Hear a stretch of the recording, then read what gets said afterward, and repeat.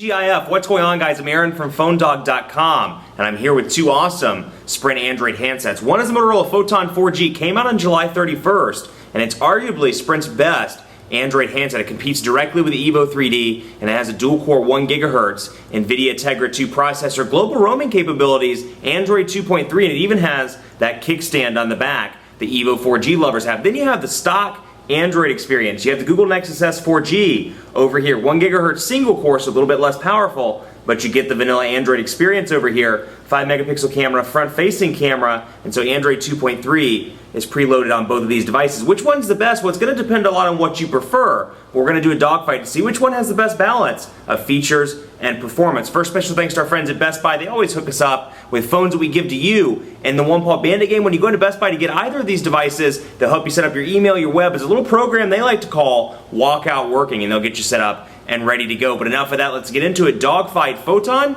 Nexus S 4G.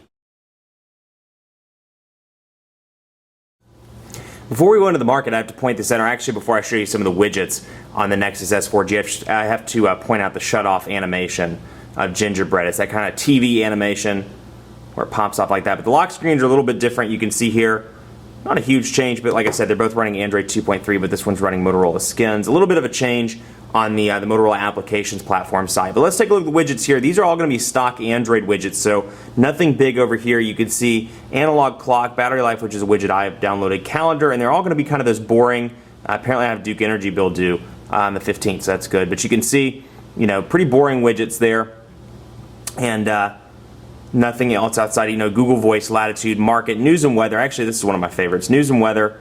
We'll do weather and bring it right up there. And that can be right there in the middle. That is probably my favorite and the only real stock Android widget that I actually like. The rest come from Sense, Moto Blur, and TouchWiz. But you can see just in the widget, in the overall customizations department, it's going to go to Motorola, which is interesting because the custom user interface, you would think it would limit customization, but unless you're rooting your device, the Photon 4G is going to have more customization choices for you. Let's take a look at the Android market because I want to show you the difference. Actually, the Nexus S 4G still has the old Android. Oh, never mind. Just kidding. Darn it. Just switched over. I was going to show you the comparison between the old and the new. It literally just switched over during the break. That was it's all my fault. So we can see here and do a comparison. But the market's changed. The Android market has been updated. You can see the difference here. I wish I had something that had the old market just for comparison purposes.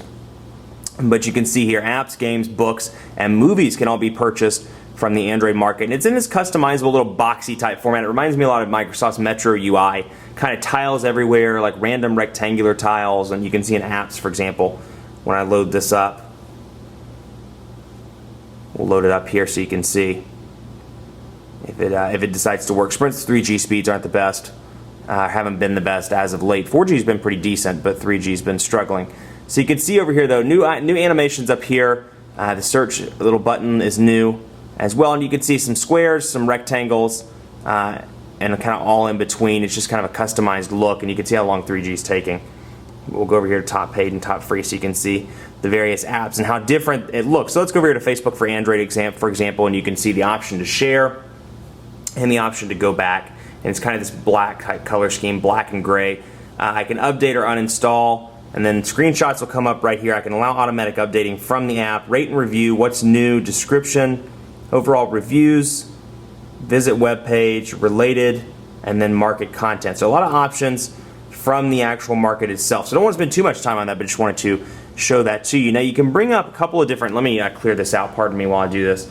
I'm going to clear out these numbers because I gave this number out on the YouTube, the unboxing video, and people have been calling. So I need to clear those out to make sure they're not on video. But just to show you a difference between, again, you know, stock Android as opposed to Motorola's user interface. That's the difference. I mean, that's a pretty huge difference. You can see here both are running the exact same platform, just one has a user interface. Here's what Motorola's custom dialer looks like.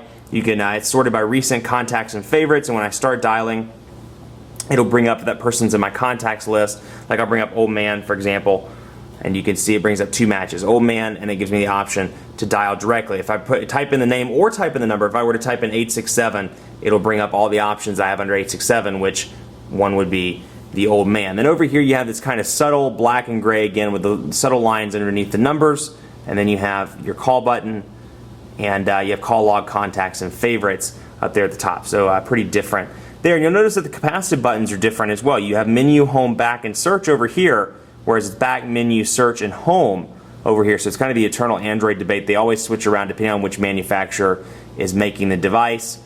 You know, depends on your personal preference, I suppose, as to which you like the most. Let's jump into cameras. 5 megapixel camera over here, 8 megapixel camera over on the Photon, and we'll go into a camera over here. And what do we want to take a picture of? Let's take a picture of the keyboard just to see if we can get some get a decent focus here on the keyboard. I will say the Nexus S4G does have a killer camera for 5 megapixels. It's pretty good. The Photon's is great as well. So the thing I don't like, yeah, there we go, perfect. The thing I don't like about the button over here is that there's no autofocus option. It's either press it all the way in, take the picture, or don't press it at all. Autofocus, the only way to autofocus a picture is to use the on-screen button, and you can do it that way, and you can either pull away or you can take the picture. But you don't get the option to do that on the physical button, which is kind of a bummer. But you can see there, it's a decent shot. The keys are very clear, very easy to read, and granted, this is a well-lit situation, but you can see it's a very decent picture. And then we'll bring up the Nexus S4G, which does not have a physical button. We'll get this back out here.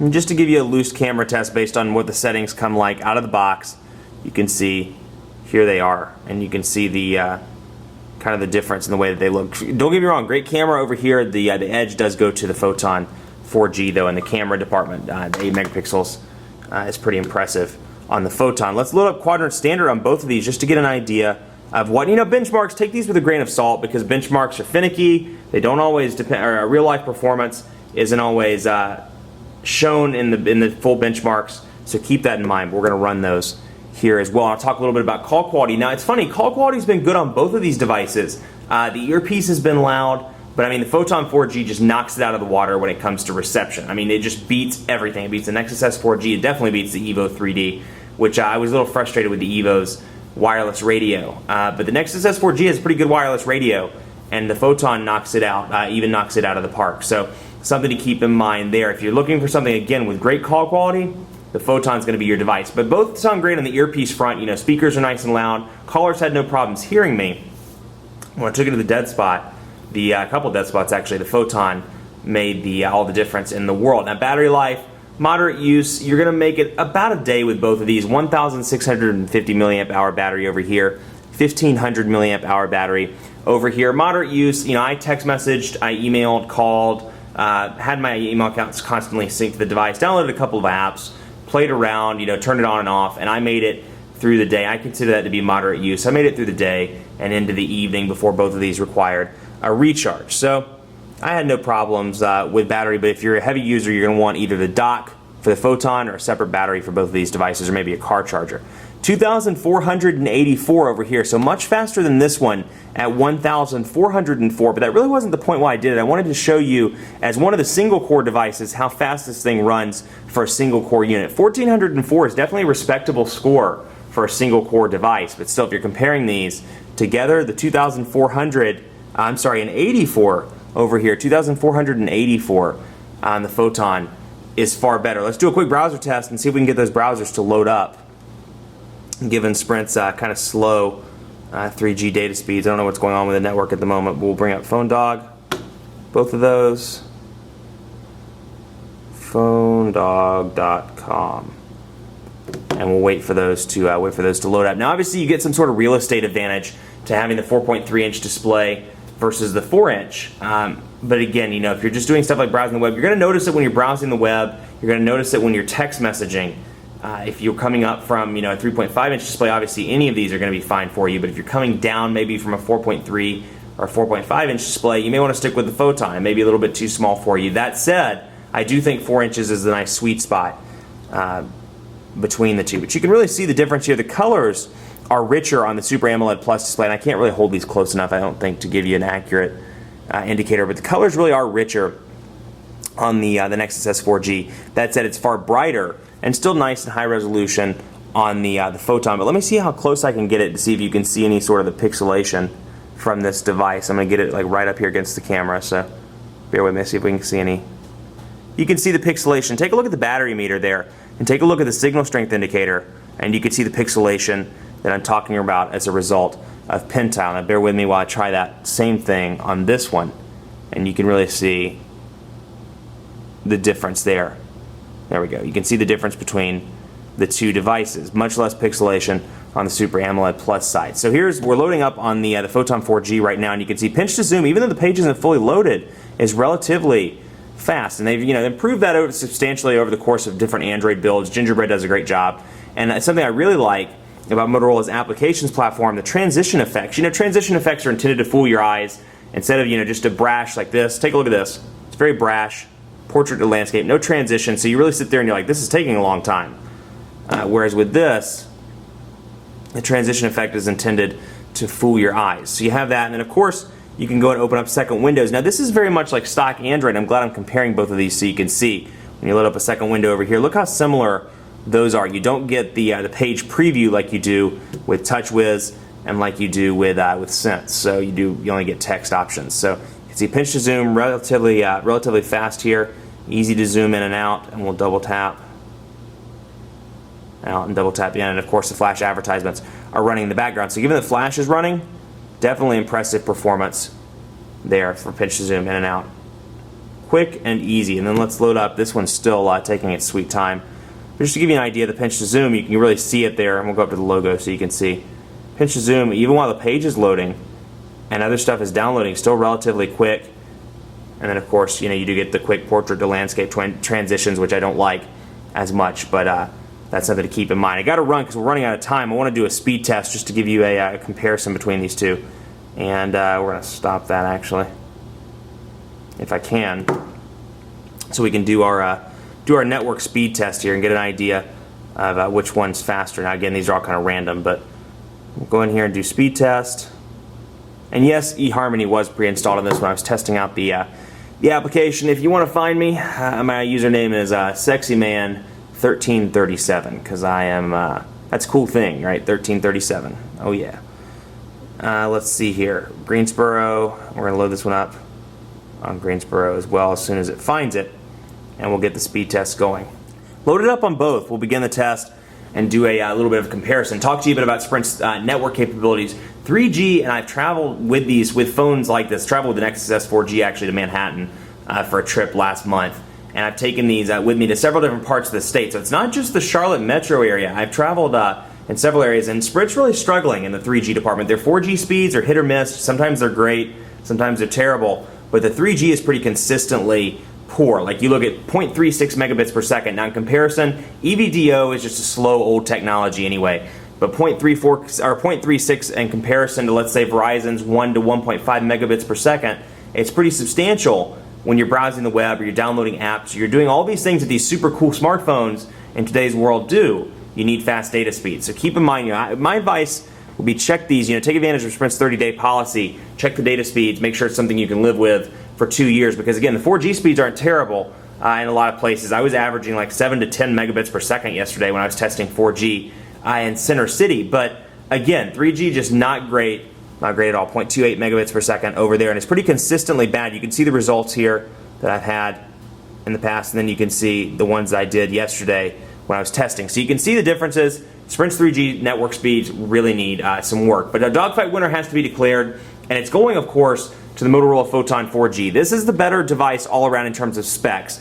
Dual-core processor, 8-megapixel camera, Android 2.3. It's got the kickstand. This is really a kick-butt, I'm going to say kick-butt replacement to the HTC Evo 4G. The 3D really suffered a little bit to me in the wireless reception department and in the camera department. Now obviously it has 3D capabilities, but did not have that 8-megapixel camera, which frustrated some people, and the battery life wasn't so hot. This one has global roaming capabilities. Battery life's decent. It's just an all-around awesome smartphone. The real winner here is the wireless radio. I mean, it's just an all-around great phone. Couldn't recommend this phone highly enough to people that are on Sprint or are interested in switching over to Sprint. They've really done a good job with this. Motorola's first WiMAX phone, and as far as I'm concerned, it's one of the best, if not the best, smartphone on Sprint. Now that said, this has a stock Android experience. So if you're a diehard Android fan, you want that stock Android experience, the Nexus S 4G is going to be your device. It's not a slouch either. It does well in quadrant standard and performs well thanks to not having any skins installed or any user interfaces installed over. But all in all, the winner goes to the Motorola Photon 4G. Much more coverage to come on PhoneDoc.com with both of these devices. I don't know why I just clapped my hands